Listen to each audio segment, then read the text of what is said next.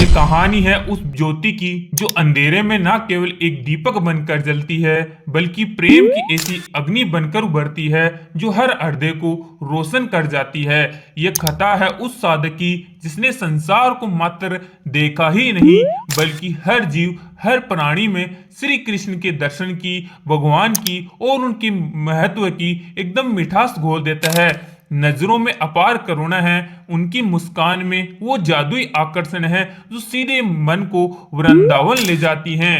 हम भक्त पराधीनों, उनकी उपस्थिति ऐसी है कि हवा में एक ठहराव सा आ जाता है, मानो सारी सृष्टि एक पल को रुक सी गई हो। उनके पास बैठकर दुखी का दुख मिट जाता है। अहंकार, जो अहंकारी इंसान है उसका अहंकार गायब हो जाता है। खोजी आत्मा को अपने सवालों का जवाब मिल जाता है। उसके पास कोई बाहरी चमत्कार नहीं, फिर भी उनके पास वो सब कुछ है जो मानव जीवन को सार्थक बनाता है। उनकी एक मुस्कान ही वह शक्ति है जो किसी के भीतर की उदासी को पल भर में उजाले में बदल देती है। ऐसा लगता है मानो कोई साधारण इंसान नहीं बल्कि स्वयं भगवान किसी माध्यम से अपनी बात कह रहे हैं। उनकी आवाज में वो कंपन है जो वृंदावन की बांसुरी में गूंजता है, कोमल, मधुर और प्रेम से भरा। ये कथा है अनिरुद्ध कुमार पांडे की, जिन्हें संसार अब श्री प्रेमानंद गोविंद शरण जी महाराज के नाम से जानते हैं। शुरू करते हैं प्रेमानंद महाराज जी की कहानी, लेकिन मैं तो इनको भगवान मानता हूं। अगर आप भी भगवान मानते हैं तो कमेंट में एक बार प्रेमानंद जी महाराज को नाम जरूर लिख दीजिए। श्री प्रेमानंद जी महाराज का जन्म साल 1969 में उत्तर प्रदेश के कानपुर जिले के सरसोल ब्लॉक में हुआ था। हालांकि जन्म की तारीख को लेकर कुछ संशय आज भी बरकरार हैं। उनका असली नाम अनिरुद्ध कुमार पांडे था, जिनका जन्म एक साधारण ब्राह्मण परिवार में हुआ था। ब्राह्मण परिवार में जन्मे अनिरुद्ध के पिता श्री शंभुनाथ पांडे धार्मिक प्रवृत्ति के व्यक्ति थे।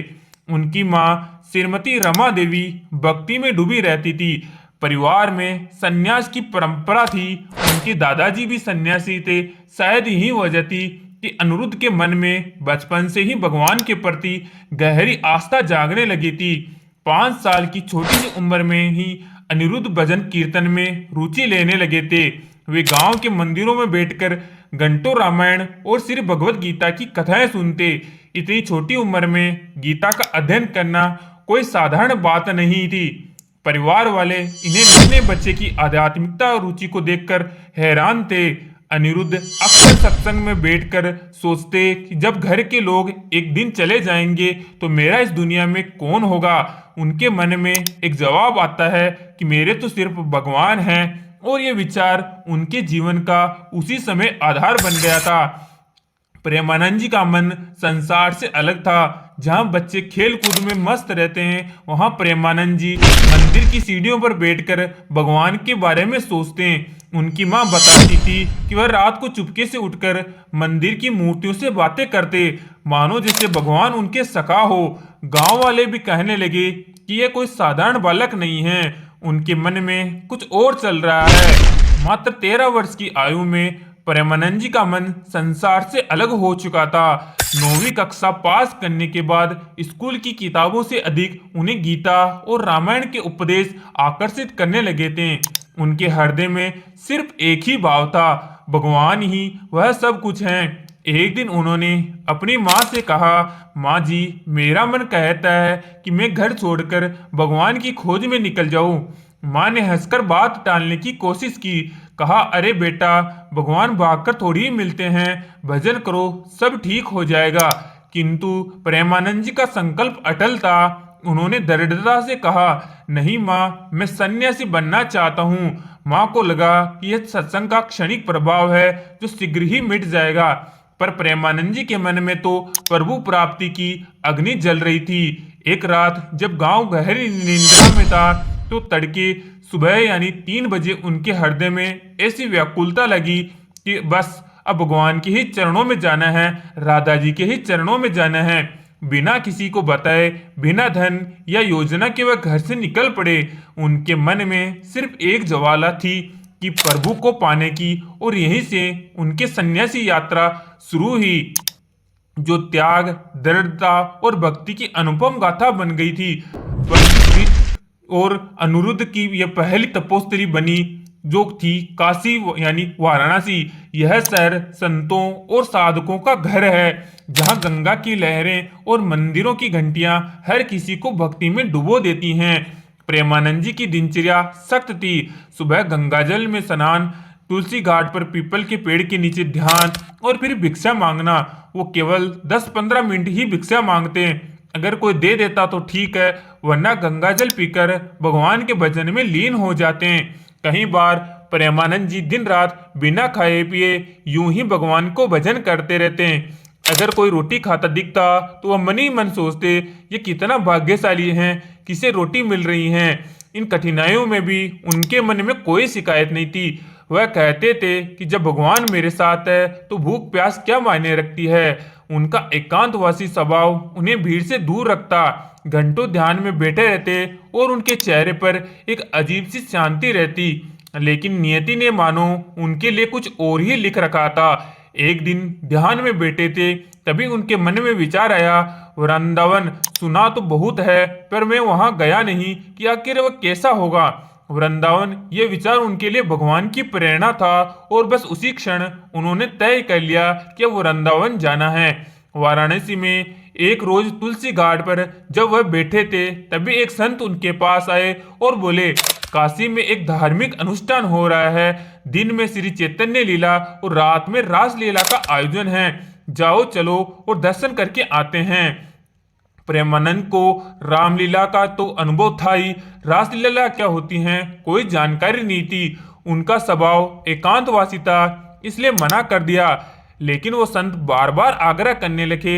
आखिरकार प्रेमानंद जी उनके साथ चले गए। जब उन्होंने रासलीला देखी तो उनका मन आनंद से भर गया। राधा कृष्ण की प्रेम में कीड़ा, बांसुरी की धुन और भक्तों का उत्साह, यह सब उनके लिए नया था। 1 महीने तक वह हर दिन रासलीला देखते रहते हैं। जब लीला समाप्त हुई और कलाकार वृंदावन को लौटने लगे, तब प्रेमानंद जी के मन में हाहाकार मच गया। सोचने लगे, अब मैं क्या करूं?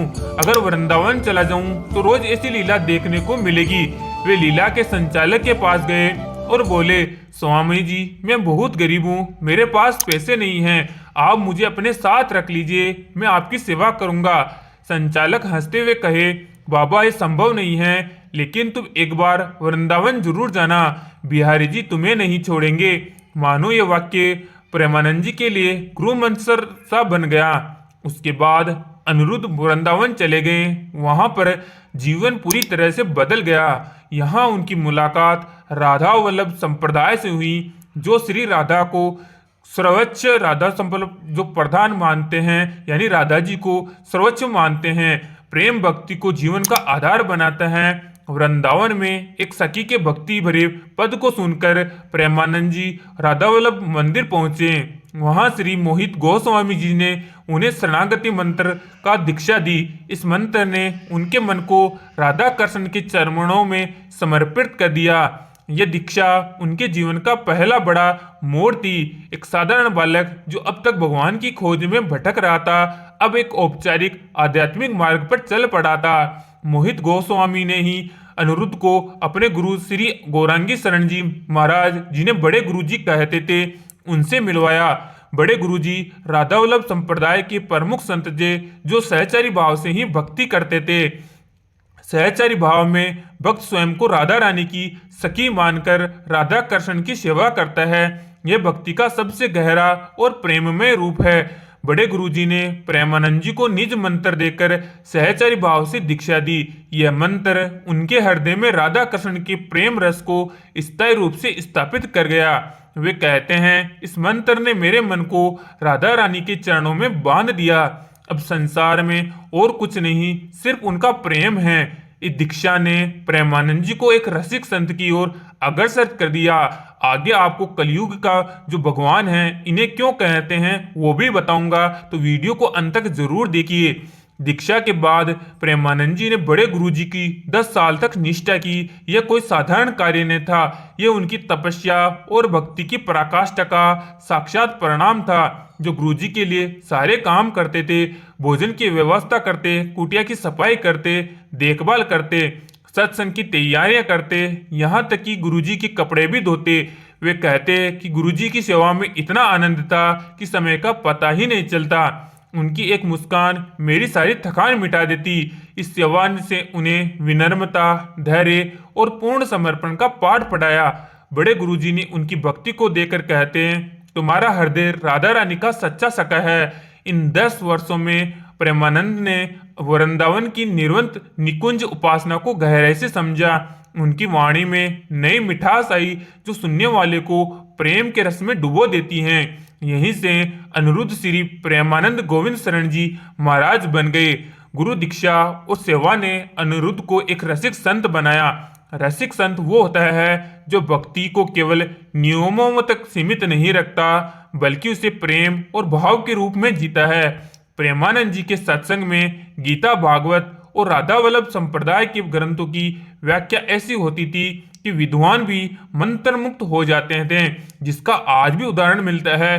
कहीं बड़ी बड़ी हस्तियां जिसमें विराट कोहली और बड़े जो सिंगर है बादशाह, आपने उनको भी उनके चरणों में झुकते हुए देखा होगा, क्योंकि इनकी वाणी भी ऐसी है। अगर आपने उनको दर्शन करते हैं तो 3 से 4 बजे इनकी यात्रा निकलती है। उस यात्रा को मानो अगर किसी ने देख लिया तो स्वर्ग से भी कम नहीं लगती।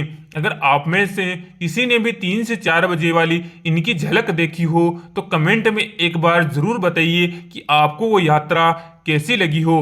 वह कहते हैं भक्ति का मतलब है प्रेम में डूब जाना। राधा कृष्ण का प्रेम एक सागर है और हम उसमें तिनके की तरह बहते हैं। यही यह सोच और वाणी ने उन्हें असाधारण बना दिया। एक साधारण बालक जो कभी गांव के मंदिर में भजन गा रहा था, अब लाखों लोगों के लिए प्रेरणा का स्रोत बन गया। फिर साल 2016 में प्रेमानंद जी ने वृंदावन में श्रीहित राधा केली कुंज ट्रस्ट की स्थापना की। इस ट्रस्ट का उद्देश्य था संतों, साधकों और जरूरतमंदों की सेवा करना और राधा कृष्ण भक्ति का प्रचार करना। इस ट्रस्ट ने कई शानदार कार्य किए, जैसे अन्य क्षेत्र में रोजाना सैकड़ों लोगों को मुफ्त में भोजन कराना, चिकित्सा सेवा में गरीब साधकों के लिए मुफ्त स्वास्थ्य जांच और दवाएं मुहैया कराना, शिक्षा और सत्संग के क्षेत्र में भक्ति साहित्य का वितरण करना और नियमित सत्संग करना। आश्रम में रमण रीति पर आश्रम जहां भक्त ठहर सकते हो। प्रेमानंद जी कहते हैं कि सेवा ही सच्ची भक्ति है। किसी भूखे को भोजन करा देना राधा रानी की सच्ची सेवा है। ट्रस्ट ने वृंदावन में भक्ति और सेवा का एक नया स्वरूप स्थापित कर दिया। 2020 के बाद प्रेमानंद जी की प्रसिद्धि बड़ी तेजी से फैली। उनके सत्संग के वीडियो सोशल मीडिया पर जबरदस्त वायरल होने लगे। उनकी सादगी और प्रेम भरी वाणी ने हर वर्ग को आकर्षित किया। कई मशहूर हस्तियां उनके दर्शन के लिए वृंदावन पहुंची। तो दोस्तों ये थी छोटा सा पार्ट, क्योंकि दोस्तों उनकी आपको भी पता होगा कि उनकी किडनी में कितना प्रॉब्लम है। तो कहीं लोग उनको भगवान श्री कृष्ण के कल्कि अवतार का भी स्वरूप मानते हैं। आपका क्या कहना है? क्या प्रेमानंद जी महाराज भगवान श्री कृष्ण के कल्कि अवतार का वास्तविक रूप हैं? क्योंकि प्रेमानंद जी महाराज भक्ति वाणी में भी कई बार ऐसी घटनाओं का जिक्र कर देते हैं जो भविष्य में सच होती हैं। वो कई बार अपनी भक्ति भावनाओं में ऐसी ऐसी चीजें बता देते हैं जो हर इंसान के जीवन में सच हो रही हैं, और कई बार ऐसी भविष्यवाणियां भी उनके मन के द्वारा की गई हैं जो आज तक देखी गई हैं। क्योंकि वो जब निकलते हैं, जब उनकी वाणी उनके मुख से निकलती है तो ऐसा लगता है जैसे मानो भगवान श्री कृष्ण खुद बोल रहे हो।